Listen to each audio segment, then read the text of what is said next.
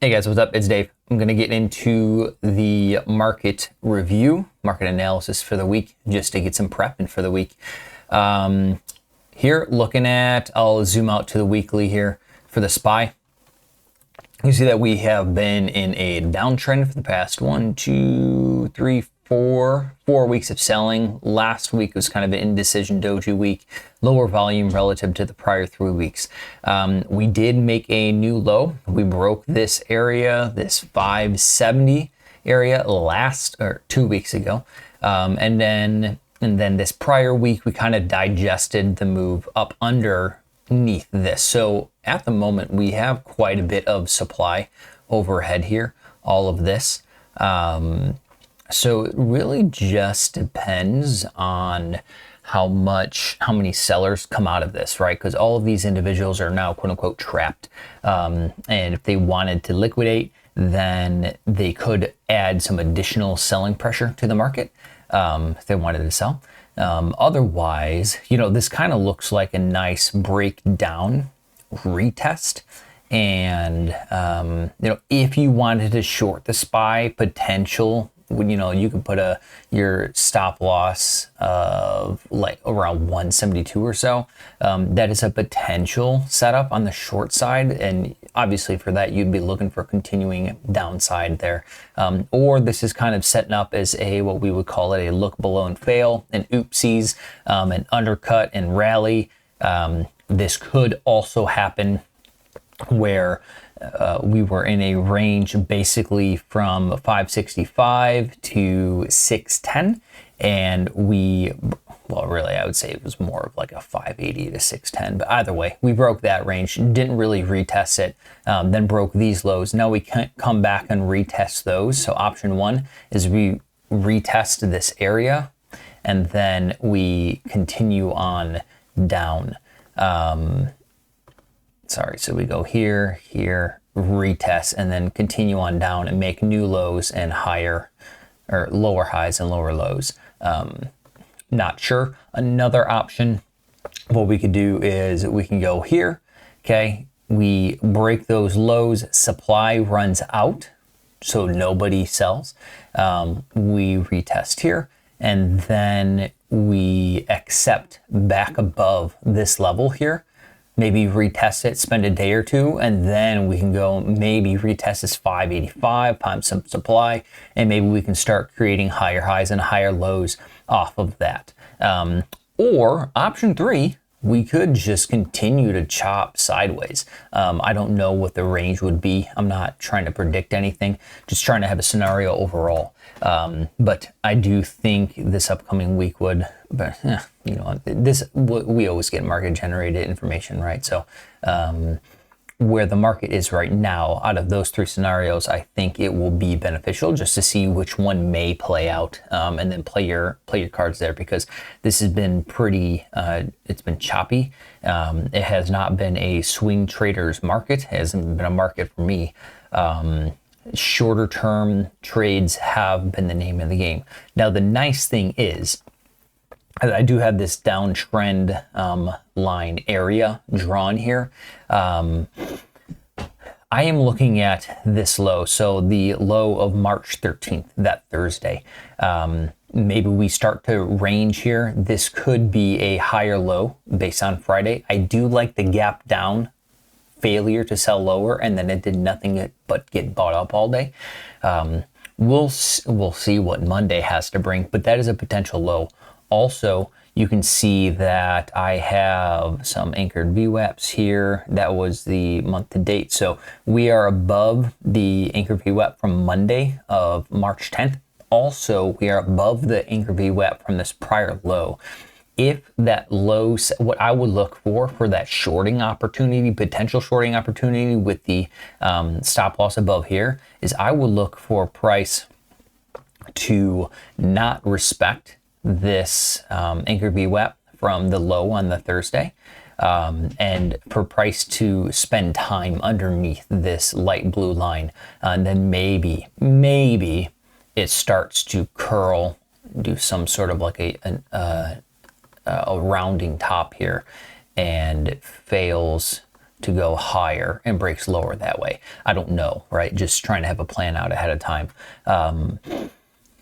Potentially, we shall see. But overall, the nice thing is if we start to get a bounce from the sell-off that we've had for the past few weeks, you know, if we do a Fibonacci retracement, there you go, starting at these highs to this low, 50% would bring us to about 580 or so. So we could get a retracement up to there, and that would could potentially create a higher low, and then go down from there, maybe chop sideways from there, not sure. We do have the anchor VWAP from all-time highs at like 576 or so, 577. So that is a potential area of interest. These other lines that I have drawn on here, let me take away the Fibonacci here. These are other levels that I do have drawn.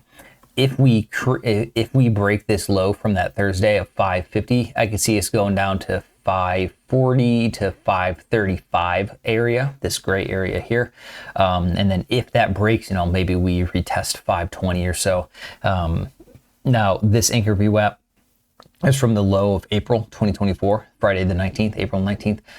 We did close above that, spent some time underneath it, but we closed above it. I don't know if it really is respecting it so much. It didn't really like tag it or anything like that. We are certainly below the anchor VWAP from the lows of August of 2024. So the average market participant from the lows of August of 2024 are now underwater. They're in the red. Now, this anchor VWAP here is from the low of October 2023. That's around this 530-ish level, 528 or 528 or so. If we get down there, I have no idea. It'd be pretty wild if we came all the way back down to retest this breakout area of 478. That'd be pretty wicked. But if we look at the RSP equally weighted, these were plans I had drawn out at some point in time. I'm not really sure. This is equally weighted, so it doesn't take into the bigger names that make up like 52%, the top 10's name that make up 52% of the movement of the SPY. Sorry, words are hard. So there's some anchor VWAPs here and whatnot, but basically from the all-time high here, we're still below that. I have a sloppily drawn trend line here, area. We'll leave that. We did create a lower low versus this low here a couple weeks ago, not necessarily last week. We held it. So this could be a potential higher low, right? So last Friday could be a potential higher low. So I am on as long as we're above that higher low overall, or above this low, maybe we chop sideways. Longs might work. If this is a higher low, longs would also most likely work if we want to push and create a higher high versus this 176. This also goes for the SPY as well. So if we want to push past this 572, this is a higher low versus 540, higher low at 558. We push higher at 571. Maybe we can get into those ranges. Now, if we look at the cash market, you can see that we basically sold off a little over 10% here, and then bounced off of it. So the overall market was at a discount of 10%. Apparently, there are algos, just learning about this stuff, there are algos that will start buying at 10% discounts. And so there's some sort of anticipation of a bounce at 10%. That would make sense. Oh, look at that volume on Friday. I feel like that's rather mentionable. I'm going to put a VWAP on there. Anchor VWAP. So we shall see what actually happens, whether this just is a little bounce and it wants to roll over, continue to make a lower low around here, and then roll on over and continue to downtrend, or if it actually wants to go here, all right, create a higher high, a higher low, then goes and creates a higher high and wants to, do something. Just looking for some sort of trend to form, but also not to try and get chopped up so much where you blow your account. I've been trading lightly. Overall, I have not had as many positions on. I'm still going sideways. I'm still down 30% on the year because of SMTC when it gapped down. I think it was in like February or something like that. Maybe it was January. Worked out 15%, failed to capture the gains, and here I am at the lows of my account for the year. So I've just been taking it easy, waiting for some sort of direction to form. However, another way you could look at this is these could be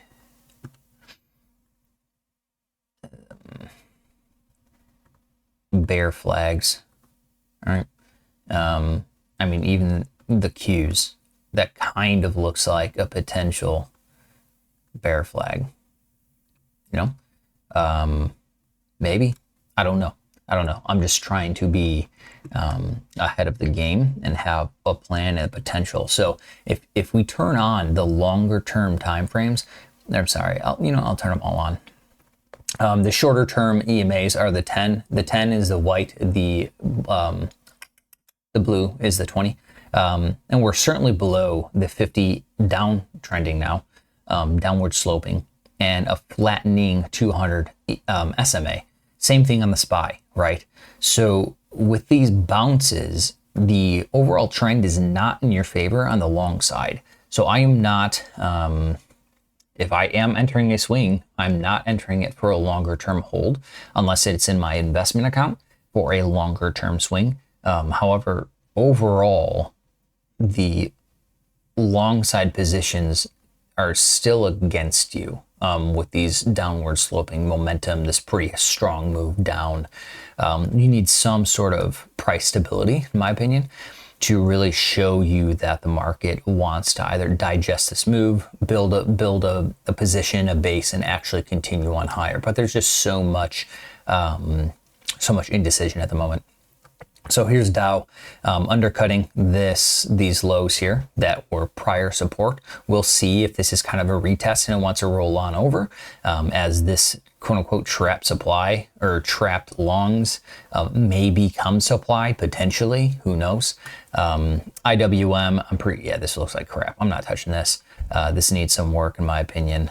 We have a quote unquote death cross here at this 50 SMA crossing the 200 SMA. It's a little sloppy with all my anchor view apps that I have drawn on here, but overall this just doesn't, I didn't mean to delete that, whatever. It doesn't look, I don't touch this very often, and this is kind of why it's just pretty sloppy right now. All right, XLB, let's look at this stuff. Kind of undercut. Couldn't really break these lows on Friday. Did nothing but get bought up with a solid bottoming tail. We shall see what that wants to come of. It's just still chop. XLC, is at an interesting area. We could, this area here, 95 to 93.50. That's an interesting area. Although this kind of looks like, again, I'm not trying to be biased here, right? But if you invert this, this would be a nice move up and a bull flag to a 10 EMA, right? If this was inverted, I don't actually know how to do this on here. There's probably some way you can do it easily, but now's not the time to figure that out. Kind of looks like a bear flag to me. I'm not calling anything. I don't know. This could easily rip up and create a higher low. Not 100% sure, but I don't think you can ignore the potential for it, for the continuation on down. So XLE is, this is a pretty solid move here. I think we can anchor a VWAP to this low and see how it wants to respect it if we get any pullback. If it wants to respect it, if we get a pullback. Otherwise, this area here, this 94, 95 to 93-ish range continues to be an area of supply. Maybe this wants to break out sometime in the future. I'm not 100% sure on that. XLF financials. This is kind of still in range here. these prior highs from, what is that, October of 24 continue to be interesting. This 47.75 to basically 47 continues to hold, but still kind of in range here. So I'm not seeing anything super interesting for me personally in that. XLI did create a higher or a lower low here, but it closed back in within that range. So if we want to draw a support area, it can be something like that. Watching that area. Maybe it tightens up, maybe it bounces into this downtrend line, gets a little tight over time, and then wants to break higher. Maybe, I don't know, not 100% sure. XLK was getting demolished below the downtrending EMAs, below the downtrending 50 SMA, and now we have a flattening 200 SMA. We're spending time underneath the 200 SMA, which is typically known as the bull's last line of defense. But looking at it again, I'm not trying to bias you. I'm not trying to bias myself. However, I don't think a bull flag or a bear flag, the potential for one, can be ignored. Right. So there's a few, I don't know. I think the overall gist is just be prepared to go either direction. And if you short, then, you might have some, you might have some potential plays here. If you do not short, I think the best way to go is just to sit on your hands. And if you do trade, make sure you're taking decent setups. You have a plan for them, and maybe they should be shorter term time frames. However, I honestly should not be the one talking or giving. This is not financial advice ever, by the way. But I'm not good at the shorter term stuff. Not yet anyway, so I'm trying to figure out some sort of edge to play it. But I've yet to really figure it out, to be honest with you. UNG. At an interesting spot here. Created a higher high, coming back in this area that was prior supply. It broke it. So we had a new high here versus this. And so maybe this will come on down and it can create a higher low somewhere. I want to do something like that. So maybe pulls back to the 50, creates a higher low versus this 16-ish. That'd be a pretty decent pullback. We'll see. CL continuing to hold this 65-ish level. Nice FANG, top 5 names. I'll look at that later. Right, the 2000 Russell or small cap index, sorry. TNX, DXOI, fix. Okay, let's look at